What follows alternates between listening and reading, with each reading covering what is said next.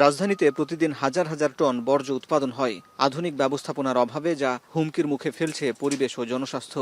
তবে বিশাল আবর্জনার স্তূপের সংকট রূপান্তর হতে পারে জাতীয় সম্পদে। আমিনবাজার ল্যান্ডফিল্ডের ময়লা আবর্জনা কাজে লাগিয়ে পরিবেশ দূষণ কমানোর পাশাপাশি বিদ্যুৎ উৎপাদনের এক মেগা উদ্যোগ বাস্তবায়ন করছে একটি চীনা কোম্পানি। সরকারের লক্ষ্য, আগামী ১.৫ বছরের মধ্যে ল্যান্ডফিল্ডের বর্জ্য থেকে ৪২ মেগাওয়াট বিদ্যুৎ জাতীয় গ্রিডে যুক্ত করা। এ নিয়ে আগামী ২ সেপ্টেম্বর চীনে ত্রিপক্ষীয় চুক্তি স্বাক্ষর হতে যাচ্ছে। আমিনবাজারের পাশাপাশি দাসেরকান্দি পয়ঃশোধনাগারেও বিনিয়োগে আগ্রহী চীন। পাশাপাশি নবায়নযোগ্য সৌর বিদ্যুৎ খাতেও বিপুল বিনিয়োগে আগ্রহী দেশটি। সচিবালয় স্থানীয় সরকার মন্ত্রী ও প্রতিমন্ত্রীর সাথে চীনা রাষ্ট্রদূতের বৈঠক শেষে এসব তথ্য জানানো হয়। আমাদের উত্তর সিটি কর্পোরেশনের যে ওয়েস্ট টু এনার্জি প্রজেক্টটা তাদের দেশের কোম্পানি করছে, সেখানে সিএমইসি কোম্পানি অলরেডি তারা কার্যক্রম শুরু করেছে এবং আগামী ১.৫ বছরের মধ্যে তারা জাতীয় গ্রিডে ৪২ মেগাওয়াট বিদ্যুৎ জাতীয় গ্রিডে তারা ওখান থেকে দিবেন। ব্রেকিং নিউজ, এয়ারটেল এখন সার্কেল।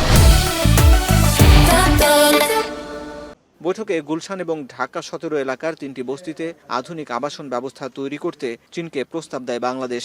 ১০,০০০ কোটি টাকার এই প্রকল্পে বিনিয়োগে চীন প্রাথমিকভাবে সম্মত হয়। আমাদের একটা প্রস্তাব বিআইডির মাধ্যমে তাদেরকে দেওয়া হয়েছে, এটা প্রায় ১০,০০০ কোটি টাকার প্রজেক্ট। তো সে ব্যাপারে মাননীয় মন্ত্রী